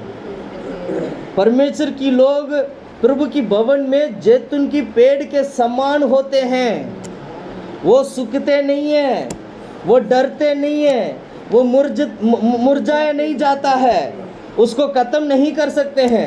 चाहे आंधी तूफान आ जाए, चाहे पूरे संसार उस पर टूट पड़े, चाहे पूरे पानी उसको डाप दे, तब भी वो जिएगा। इसको बोलते हैं जैतून की पेड़। पढ़ो उस वचन को दोबारा। परंतु मैं तो परमेश्वर के भवन में हरे जैतून के वृक्ष के समान, जैतून के वृक्ष के समान हूँ। कितने लोग बोल सकते हैं कि मैं जैतून के वृक्ष के समान प्रभु के भवन में हूँ। हालेलुया। आप हरा भरा जैतून की पेड़ के समान हैं। कैसे, हरा भरा। सूखा, जैतून की पेड़ सूखा नहीं होते, हरा भरा ही होता है। सुन रहे हैं आप लोग, सुन रहे हैं आप लोग। और आगे पढ़ो सिस्टर जी। इसके बाद, मैंने परमेश्वर की करुणा पर सदा सर्वदा के लिए भरोसा रखा है। भरोसा रखा, आशा रखा है, उसकी करुणा पर आशा रखा है। करुणा का मतलब ये होता है, हम जिस भवन में बैठे हैं ये करुणा की भवन है, जहां पर हमें आशा मिलता है। ये करुणा की भवन है जहां पर हमें क्या मिलता है, आशा मिलता है। मुझे भरोसा है इस भवन में। मैं आपको कहता हूं, भरोसे के साथ आप इस भवन में आ सकते हो। मेरे ऊपर भरोसा नहीं, यहाँ की लोगों के ऊपर भरोसा नहीं, भरोसा उस पर करके आप इस भवन में आ सकते हो। परमेश्वर आपको आशीष करेगा। और इतना ही नहीं, एक जैतून के पेड़ के समान परमेश्वर आपको खड़ा करेगा। ये स्वभाव कितने लोगों के अंदर है, क्या आप नहीं जानते हो? हम जहां बैठे हैं ये करुणा का भवन है ये। Hallelujah, hallelujah. यहाँ पत्ते मुरझाते नहीं हैं, यहाँ टूटते नहीं हैं, यहाँ सूखते नहीं हैं, यहाँ हरा भरा होता है। ऐसे भवन में परमेश्वर ने आज आपको लेके आया है, जो करुणा की भवन है, जो मुरझाया नहीं जाता है, जो खत्म नहीं होते हैं, जो क्या बोलते हैं, नष्ट नहीं होते हैं। हालेलुया। चौथा पॉइंट हमने क्या पढ़ा था? करुणा का भवन है हमारा ध्यान, हमें ध्यान करना चाहिए। हमें उन पर ध्यान करना चाहिए और उसके साथ ये भी लिख लेना, भरोसा करना चाहिए। हालेलुया। पांचवा, परमेश्वर की भवन धन्य लोगों का भवन है। किसका भवन है? धन्य लोगों का भवन है, जहां पर वो भलाई से तृप्त होते हैं, उनके जीवन में भलाई होता है। लिखिए, आप पढ़िएगा 65 अध्याय, भजन संगीता की किताब 65 अध्याय वचन 4। परमेश्वर का भवन क्या ही धन्य धन्य क्या ही धन्य है वह जिनको तू चुनकर अपने समीप आने देता है, हाँ। कि वह तेरे आंगनों में वास करे। हाँ। हम तेरे भवन के अर्थात तेरे पवित्र मंदिर के उत्तम उत्तम पदार्थों से तृप्त होंगे। हालेलुया। ये भवन उन लोगों के लिए है जो जिनको परमेश्वर ने चुन लिया और वो धन्य हो जाते हैं, यानी धन्य लोगों का भवन है। किसका भवन है? धन्य लोगों का भवन। अगर कोई पूछेंगी कहाँ जा रहे हो, तो आप बोलना मैं धन्य लोगों की भवन में जा रहा हूँ। कहाँ जा रहे? धन्य लोगों की भवन में जा रहा हूँ, जिनको परमेश्वर ने क्या कर लिया? चुन लिया। धरती से परमेश्वर उन लोगों को चुन लिया है। प्रिय भाइयों बहनों, मैं बताना चाहता हूँ, आज परमेश्वर धन्य होने का अधिकार प्रभु ने आपको दिया है। आज परमेश्वर ने आपको चुन लिया है। आज आप धन्य हो चुके हैं। ये धन्य लोगों का भवन है, इसलिए परमेश्वर उन लोगों का जीवन में क्या करता है? भलाई की द्वारा उनको प्रभु तृप्त करता है। पढ़ो उस वचन को दोबारा। क्या ही धन्य है वह जिनको तू चुनकर अपने समीप आने देता है, कि वह तेरे आंगनों में वास करे। तेरी आंगनों में वास करे। धन्य लोगों की भवन में, तेरी आंगनों में वो वास करे। हम तेरे भवन के हाँ। अर्थात हाँ। तेरे पवित्र मंदिर के उत्तम उत्तम पदार्थों से तृप्त होते हैं। हालेलुया। समझ में आया? समझ में आया? अब भवन के बारे में समझ में तो आ गया होगा। कौन से भवन में बैठे हो? कंगालों के भवन में,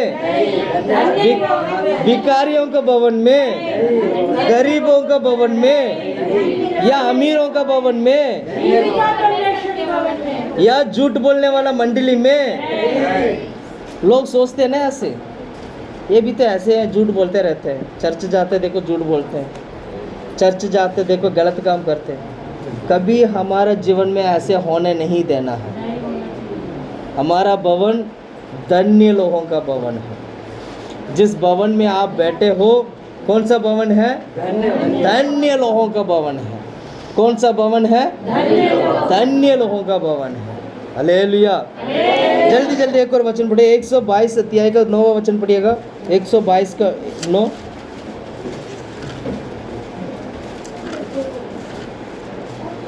अपने परमेश्वर यहोवा के भवन के निमित्त हाँ। मैं तेरी भलाई का यत्न करूँगा। हाँ, अपने दोबारा पढ़ो, दोबारा पढ़ो। अपने परमेश्वर यहोवा के भवन के निमित्त यहोवा की भवन के निमित्त मैं तेरी भलाई का यत्न करूँगा। मैं तेरी भलाई का यत्न करूंगा। Hallelujah, hallelujah, hallelujah. भलाई का यत्न करना, भलाई करने में दाऊद कहता है मैं हमेशा भलाई करते रहूंगा प्रभु। ये हम भलाई से क्या होते हैं? परमेश्वर हम अपने जीवन में भलाई करना चाहिए और परमेश्वर हमारे जीवन में भलाई करता है। आपने परमेश्वर से भलाई पाया और आप भी औरों के लिए क्या करना चाहिए? भलाई करना चाहिए। सिंपल बात है। 5वां पॉइंट हमने क्या लिखा था?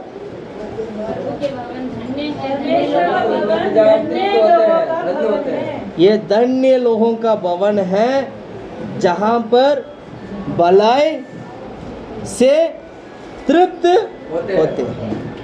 छठा पॉइंट, भजन संगीता की किताब 66 अध्याय 13 वचन।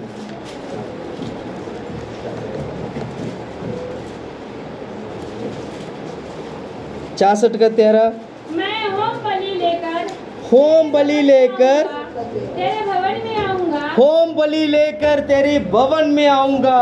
सुनिएगा, ये भवन बलि चढ़ाने वाला भवन है।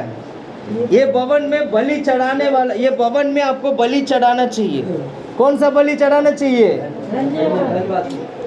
होम बलि चढ़ाना। कौन सा बलि?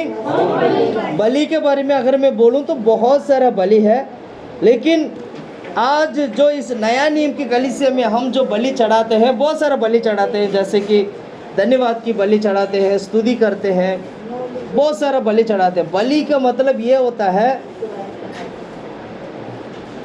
दान और दशमाइश प्रभु की हजूरी में डालना। इसलिए घर से निकलने से पहले अपना पॉकेट चेक करो कि दान है या नहीं। सुन रहे हैं आप लोग? क्योंकि परमेश्वर की भवन क्या है? बलि चढ़ाने वाला भवन है। इस बलि चढ़ाने से दो काम होता है। एक, याजकों की आशीष उस बलि से होता है। दूसरा, इस्राएल लोगों की क्या नाम है, इस्राएल लोग मतलब जो विश्वासी लोगों की आशीष उस बलि से होता है। दो बात बोला, दोबारा बोलो। क्या क्या बोला? क्या क्या बोला? एक तो दास संतों को जैसे होते हैं, याजकों की आशीष आशीष होती है। होता है। दूसरा, और घर में जैसा दूसरा दो झुंड थे पुराने नियम में, एक याजक लोग, दूसरा इस्राएल का पुत्र। एक याजक लोग, दूसरा इस्राएल का पुत्र। याजक लोग लेवी गोत्र से होते हैं जो तंबू में सेवकाई करते हैं। जो इस्राएल का पुत्र तंबू की बाहर अपने घर तंबू लगाते हैं, वहाँ पर वो रहते हैं। वो गोत्र 12 गोत्र चारों तरफ फैला हुआ होता है। जब वो तंबू में जब अंदर आएंगे, वही व्यक्ति तंबू में आ सकता है जिन्होंने खतना किया हो, जिन्होंने खतना किया हो, वो व्यक्ति तंबू के अंदर आ सकता है। आकर भेड़ या बकरी जो भी उसने लेके आया, उसको वहाँ पर बलि के रूप में याजक की हाथ में देना है, और वो जो लेवी जो है उसको लेके उसको बलि चढ़ाएगा, और उस बलि से याजक की आशीष होता है। दूसरा, उस बलि से इस्राएल गोत्रों का, इस्राएल लोगों की आशीष होता है। इसलिए ये कलीसिया वो है जहाँ पर बलि चढ़ाने वाला कलीसिया है।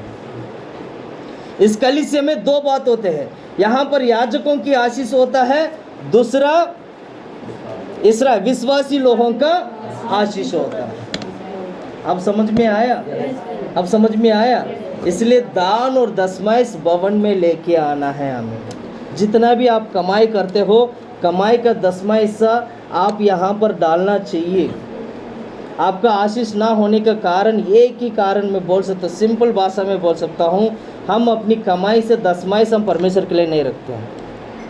ये बहुत बड़ी गलत बात है जहाँ पर परमेश्वर आशीष नहीं करते हैं। सुन रहे हैं आप लोग? क्या बोला? क्या बोला मैंने? अपनी कमाई का दशमाइश, अपनी कमाई का दशमाइश देना चाहिए वचन में। आप भवन में, आप बलि का भवन में आप आए हो, जहाँ पर होम बलि चलाने वाला भवन में आप आए हो, तो यहाँ पर क्या करना चाहिए? बलि चढ़ाना चाहिए। बाइबल में लिखा है, राजा लोग जब तेरी भवन में आते हैं तो वो तेरी क्या करते हैं? बलि चढ़ाते हैं। राजा लोगों की बात कर रहा हूँ मैं। पढ़ो उस वचन को, 68 का 29 वचन पढ़ो।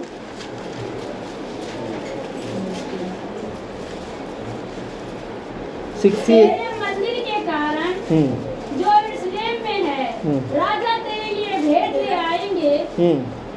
और नरकटों में रहने वाले बैले पशुओं को, सांडों के झुंड को, हाँ, दोबारा सिस्टर जी दोबारा पढ़ो। 29 तेरे मंदिर के कारण जो यरूशलेम में है, राजा तेरे लिए भेंट ले आएंगे। राजा तेरे लिए भेंट लेके आएंगे। यरूशलेम में जो मंदिर था, उस मंदिर में राजा लोग जाते थे भेंट चढ़ाने के लिए। किसके लिए जाते थे? भेंट चढ़ाने के लिए जाते थे। आप जब प्रभु के भवन में आते हो तो ये दिमाग में लेके आना है, मुझे जाके आज भेंट चढ़ाना है। क्या बोला? मुझे जाके क्या करना है? काली हाथ नहीं, आज मुट्ठी भरकर मुझे क्या करना चाहिए? दान और दशमाइश परमेश्वर का है, आपका नहीं है। दान और दशमाइश याजक का है, वह आपका नहीं है। दान और दशमाइश में आप सवाल नहीं कर सकते हैं, क्योंकि वो परमेश्वर का है। वह याजकों के लिए तनख्वाह के रूप में परमेश्वर ने उसको नियुक्त किया है। सुन रहे हैं आप लोग? इसलिए मैं क्या कह रहा हूँ, बाइबल वचन हमें क्या सिखाता है कि ये भवन वो है जहाँ पर बलि चढ़ाने वाला भवन है। सुन रहे हैं? तो बलि, इसीलिए परमेश्वर क्या कहते हैं, भवन में भंडार की कमी ना हो, इसलिए क्या करना चाहिए? मलाकी की किताब पढ़ो, 3 का 10वां वचन पढ़ो, 3 का 10। सारे दशमां भंडार में ले आओ, सारे दशमाइश भंडार में ले आओ, कि मेरे भवन में, हाँ, यानी भोजन वस्तु, मेरे भवन मतलब परमेश्वर की भवन में, परमेश्वर की मंदिर में भोजन वस्तु रहे। और सेनाओं का यहोवा यह कहता है कि हाँ, ऐसा करके मुझे परखो, इस विषय में तू परख के देख लो कि मैं आकाश के झरोके तुम्हारे लिए खोलकर, हाँ, तुम्हारे ऊपर अपरंपार आशीष की वर्षा, अपरंपार आशीष करता हूँ। Hallelujah, hallelujah. सुन रहे हैं आप लोग? दान दशमाइश डालना चाहिए, दशमाइश के विषय में बिल्कुल भी पीछे नहीं हटना चाहिए। दशमाइश के विषय में पीछे नहीं हटना चाहिए। 10,000 कमाते हैं, 1,000 रुपये परमेश्वर का है। 20,000 कमाते हो तो 2,000 परमेश्वर का है। 5,000 कमाते हो, 500 रुपये परमेश्वर का है। सुन रहे? 1 लाख कमाते हो तो 10,000 परमेश्वर का है। सुन रहे? सुन रहे? मैं मेरे लिए नहीं बोल रहा हूँ, ये आप दोगे आपको आशीष मिलेगा। हमारी आशीष टूटता यही इसी कारण कि यार मैंने 10,000 कमाया, 1,000 रुपये डालना पड़ेगा। ये तो 500 रुपये ठीक है, 100 रुपये ठीक है, 200 ठीक है, ये 1,000 रुपये क्यों? हालेलुया। ये मैं नहीं कह रहा हूँ, परमेश्वर कहते हैं। जो देने वाला हाथ होता है ना, वो हमेशा बड़ा हाथ होता है। क्या बोला? देने वाला हाथ क्या होते हैं? बड़ा होता है। वो जो काम करेगा वो काम भी बड़ा होगा। जो उठाएगा तो वजन भी ज़्यादा उठा लेगा, क्योंकि हाथ क्या है? बड़ा है। परमेश्वर छोटा काम नहीं देंगी, बड़ा काम देंगी, क्योंकि वो देने वाला हाथ है, बड़ा हाथ देंगे। देने वाला जब बन जाओगे तो परमेश्वर आपके घर पे इतना रोटी पानी देगा, आप सोचोगे यार रोटी पानी कुछ ज़्यादा ही हो गया। हम ये काम करते हैं, गरीब लोगों को भी बांटेंगे। आप फिर बांटने लग जाओगे, क्योंकि आपने देना सीखा है। सुना आपने? मान ले घर पे रोटी नहीं है, कुछ भी नहीं है, आप दशमाइश नहीं देते थे, अब धीरे धीरे देने लग गए। ध्यान से सुनना। तो परमेश्वर क्या करेंगे? अब दे रहा है ये, मुझे तो आशीष करना चाहिए ना। परमेश्वर ये बोलेंगे, अरे अब तो दे रहा है, मुझे क्या करना पड़ेगा? परमेश्वर एक पल भी रुकेंगे नहीं। वो बोलेंगे भैया उसने दिया तो मेरे को देना है, जिसको रिटर्न गिफ्ट बोलते हैं। रिटर्न गिफ्ट सुना आपने? रिटर्न गिफ्ट सुना? हमारे बेटी की शादी में आया था, 5,000 का एक साड़ी लेके दे के गया था। अब उसकी बेटी की शादी आ गया तो यार कुछ तो देना पड़ेगा। होता नहीं होता है? तो आप क्या करोगे? हम भी 5,000 का ले लेंगे। अगर आपका दिल बहुत बड़ा है, नहीं उन्होंने 5,000 दिया ना, मैं 10,000 का दूंगा। सुना आपने? रिटर्न गिफ्ट होता है। तो परमेश्वर जानता है रिटर्न गिफ्ट देना भी। परमेश्वर जानता है रिटर्न गिफ्ट कैसे देना है। सुन रहे Yes. सुन रहे तो धीरे धीरे जैसे आप देने लग जाओगे परमेश्वर क्या करेगा, फिर वो देने लग जाएंगे। आपके घर पे पूरा महीना में 10 किलो की आटा से अगर आपके घर चल जाता है तो परमेश्वर 10 से ज़्यादा देगा, क्योंकि आप देने वाले बनते हैं। 10 किलो से भी ज़्यादा योग्य बन गए तो परमेश्वर शायद 50 किलो देने लग जाएंगे। तब आपको याद आएगा मेरा घर पे तो 10 किलो आटा ही हम लोग काटते हैं, तो बचता कितना, 40 किलो आटा। अब इसको मैं क्या करूं, तो आप क्या करोगे, परमेश्वर आपको अच्छा दिमाग देगा, बुद्धि देगा, फिर आप ढूंढोगे किसको दूं, तो गरीब मिलेगा, तो चलो बेटा तुम रख लेना इस बार, प्रभु तेरे को आशीष करें। आप 5 किलो 10 किलो ऐसे ऐसे करके क्या कर दोगे, बांट दोगे। सुना आपने, सुना आपने कभी बांटा ऐसे 10 किलो की आटा की बोरी लेके बांटा, कभी 5 किलो की आटा की बोरी लेके बांटा, कभी चावल की बोरी लेके बांटा। बांटना है, बांटोगी तब जब आपके पास ज़्यादा आएगा, और ज़्यादा आएगा तब जब आप बोओगे। सुन रहे, मजाक नहीं कर रहा हूँ मैं, हकीकत है, ये मेरे लिए नहीं मांग रहा हूँ। मुझे जिसने बुलाया उसको पता है मुझे खिलाना कैसे क्या बोला, जिसने मुझे बुलाया वो जानता है मुझे कैसे खिलाना है। मुझे चिंता नहीं है, मैं प्रभु के भवन में हूँ, मैं जरूर तृप्त होऊंगा। सुन रहे, पर अब सभी को क्या करना चाहिए, दशमाइश डालना, क्योंकि ये भवन होम बलि चढ़ाने वाला भवन है, बलि चढ़ाने वाला भवन है, जहाँ पर याजक लोगों की आशीष होता है और इस्राएल लोगों की आशीष होता है। Hallelujah, hallelujah. मैं जल्दी जल्दी करूँगा, बस खत्म हो चुका है ऑलमोस्ट। 7वां पॉइंट हम पढ़ेंगे, 92 92 भजन संगीता की किताब 92 की अध्याय 13 वचन।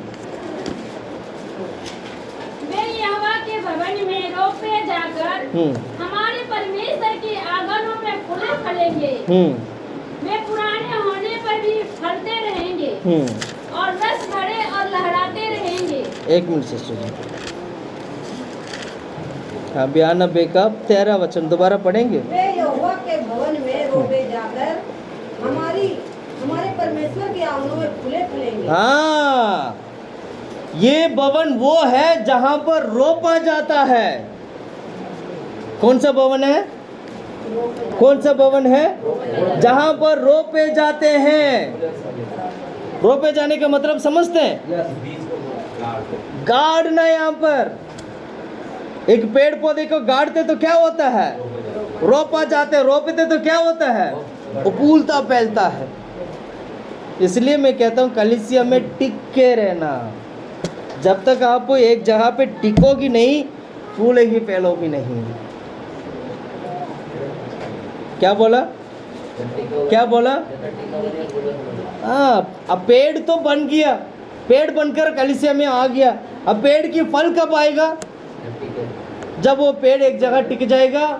धीरे धीरे इसमें थोड़ा थोड़ा पानी, मैं पानी डालूंगा, ये लोग पानी डालेंगे, परमेश्वर पानी डालेंगे, वो पानी डालेंगे, सारा थोड़ा थोड़ा पानी डालेंगे। ये पेड़ क्या हो जाएगा, मजबूत हो जाएगा। नीचे अच्छा खासा क्या बन जाएगा, जड़ पकड़ लेगा, जड़ चारों तरफ फैल जाएगा, अच्छा मजबूत हो जाएगा। आंधी तूफान आएगा तो भी क्या नहीं होगा, हिलेगा नहीं। फिर धीरे धीरे पत्ते हरा भरा होगा, फिर धीरे धीरे और फैलेगा, फिर उसमें से छोटा छोटा फूल आएगा, फूल के साथ छोटा छोटा फल आने लगेगा, फिर धीरे धीरे बड़ा होके फल बनेगा, फिर वो फल खाने लायक बनेगा। हम आते ही हम क्या करते हैं, कोई फल ही नहीं आ रहा, क्या नहीं आ रहा, इतना दिन हो गया, 1 महीने से जा रहा हूँ, 2 महीने से जा रही हूँ, 3 महीने से जा रही हूँ, 4 महीने से जा रहा हूँ, 1 साल से जा रहा हूँ, फल ही नहीं आ रहा। 1 महीने से तो जा रहे हो आप, 1 साल भी जाते होंगे, पर आपका मन बेचैनी होता है, आप एक जगह पे टिकते नहीं हैं। 4 दिन के लिए इधर का महान मेहमान, 5 दिन के लिए वहाँ का मेहमान है, तो कैसे टिकेगा। मेहमान एक का बनो, एक ही घर का बनो। क्या बोला? एक ही घर का बनेगा तो फूल भी आएगा, पत्ता भी आएगा, हरा भरा होगा, फल भी आएगा। ये भवन वो है जहां पर रोपा जाते हैं। ये अब पढ़ो उस वचन को। वे यहोवा के भवन में रोपे जाकर हाँ हमारे परमेश्वर की आंगनों में फूलेंगे फलेंगे। हाँ, यहोवा की भवन में रोपे जाकर और उसकी आंगनों में फूले फैलेंगे। Hallelujah, hallelujah, hallelujah. एक बात बता दूं, ध्यान से सुन लेना। परमेश्वर किसी भी व्यक्ति को किसी को भी अगर परमेश्वर रोपते हैं, मेरी तरफ ध्यान दो, रोपते तो क्या करते हैं? आनंद काल के लिए परमेश्वर रोपते हैं। किसके लिए? हमेशा के लिए। ये पेड़ हमेशा रहेगा। कई सारे पेड़ों को देखा ना आपने, 500 साल पुराना पेड़ है, 1000 साल पुराना पेड़ है, 2000 साल पुराना पेड़, ऐसे सुना ना आपने? देखा भी होगा आप लोगों ने, देखा है ना? हालेलुया। ऐसे पेड़ बनना है आपको, ऐसे परमेश्वर बनाते। 93 का 5वां वचन पढ़ो, 93 का 5। तेरी चितौनियों अति विश्वास योग्य है। हाँ, तेरी चितौनियां मतलब परमेश्वर की लोग कितना अति विश्वास योग्य है। और हे यहोवा, तेरा भवन को युग युग पवित्रता ही शोभा देती है। युग युग पवित्रता क्या करता है? युग युग के लिए, हमेशा के लिए। चितौनी को परमेश्वर हमेशा के लिए अपनी भवन पे परमेश्वर रखते हैं। परमेश्वर उसकी गवाहों का हमेशा के लिए परमेश्वर भवन पे रखते हैं। ये परमेश्वर का चलाने का तरीका है, ये परमेश्वर की आशीष का तरीका है।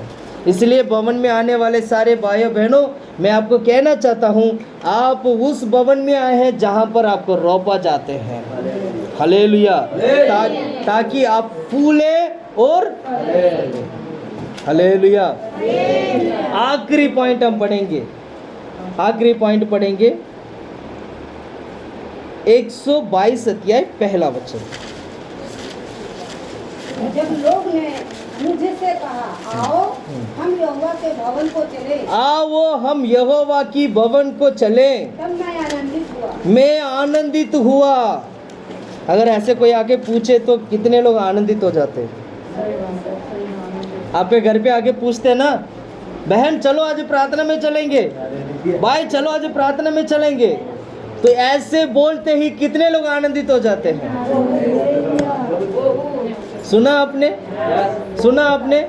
हम रोने के लिए नहीं आए हैं, हम दुख सहने के लिए नहीं आए, हम आनंदित होने के लिए आए हैं। ये भवन वो है जहाँ पर आपको खुशी और आनंद देता है, जहाँ पर लोग आनंदित होते हैं और साथ में आशीष को प्राप्त करते हैं। हालेलुया।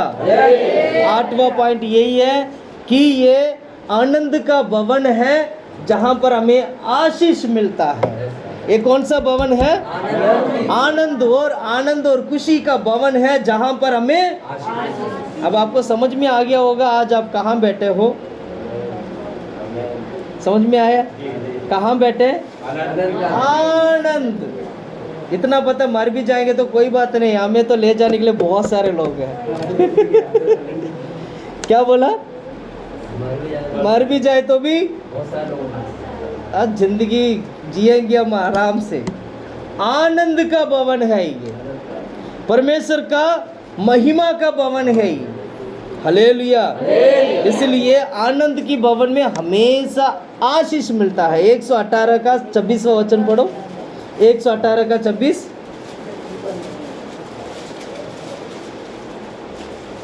धन्य है वह जो यहोवा के नाम से आता है। हमने तुमको यहोवा के घर से आशीर्वाद दिया है। यहोवा की घर से आशीर्वाद दिया है। हालेलुया।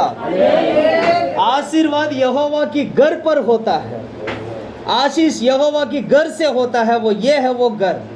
इसलिए संडे को व्रत नहीं करना, यहोवा की ओर से आशीष पाने के लिए आप आनंद की भवन में आना है। आज मैंने 8 भवन बोला, एक एक करके बोलेंगे। कलेशिया वो है जहाँ भय भक्ति के साथ भक्ति का भवन है जहाँ पर अनुग्रह के साथ, करुणा के साथ प्रवेश होना चाहिए। दूसरा, परमेश्वर की महिमा का भवन महिमा का भवन है जहां पर इच्छा के साथ आना चाहिए। तीसरा, परमेश्वर का भवन संपूर्ण भवन है संपूर्ण भवन है जहां पर हम तृप्त होते हैं और हमारा भूख प्यास मिटाया जाता है। चौथा, परमेश्वर का भवन करुणा का भवन है परमेश्वर की भवन करुणा का भवन है जहां पर ध्यान करना चाहिए। क्या करना चाहिए? ध्यान करना चाहिए और भरोसा रखना चाहिए। पांचवा, परमेश्वर भवन धन्य लोगों का भवन धन्य लोगों का भवन है ये जहां पर आप भलाई से आप तृप्त हो जाते हैं। और परमेश्वर का भवन होम बलि चढ़ाने वाला भवन ये बलि चढ़ाने वाला भवन है जहां पर दान दशमांश डालना चाहिए। दान, ये बलि चढ़ाने वाला भवन है, ये होम बलि चढ़ाने वाला भवन है। और इस भवन से याजक लोगों की आशीष होता है, वो इस्राएल लोगों की यानी विश्वासी लोगों की आशीष होता है। हाँ, सातवां पॉइंट, परमेश्वर में रोपे जाते हैं हाँ ये वो भवन है, रोपे जाने वाला भवन है जहां पर फूलते फैलता है। हालेलुया। आठवां, परमेश्वर का भवन आनंद का भवन है। आनंद का भवन है जहां पर आशीष होते हैं। अब समझ में आ गया होगा हम कौन सी भवन में कहां पर कैसे बैठे हैं और कितना बड़ा आशीष के कारण हम बैठे हैं। हालेलुया। खुश हैं आप लोग? खुश है कि नहीं है? हम कब्रिस्तान में नहीं बैठे हैं। क्या बोला? लोग ढूंढ के जाते कब्रिस्तान में जाके बैठने के लिए, लोग ढूंढते हैं। परमेश्वर वहाँ नहीं बिठाया आपको, उच्च स्थान पर परमेश्वर ने आपको बिठाया। मंत्र तंत्र की जगह पर परमेश्वर ने नहीं बिठाया, धोखा देने वाले जगह पर नहीं बिठाया, नशा वाली जगह पर परमेश्वर ने नहीं बिठाया। सुन रहे हैं आप लोग? परमेश्वर कहाँ बिठाया? परमेश्वर की भवन में बिठाया। ये भवन साधारण भवन नहीं है। हालेलुया। इस भवन के लिए आप तड़पना चाहिए। इस भवन में आने के लिए क्या करना चाहिए? कब आएगा वो संडे? कब आएगा वो सुबह? कब आएगा वो सवेरा? मैं जाऊं और परमेश्वर की आराधना करूं। सुन रहे हैं आप लोग? घुटने में बैठे हम लोग प्रार्थना करते हैं। हालेलुया। धन्यवाद धन्यवाद धन्यवाद धन्यवाद धन्यवाद धन्यवाद धन्यवाद धन्यवाद धन्यवाद धन्यवाद धन्यवाद धन्यवाद धन्यवाद धन्यवाद धन्यवाद धन्यवाद धन्यवाद।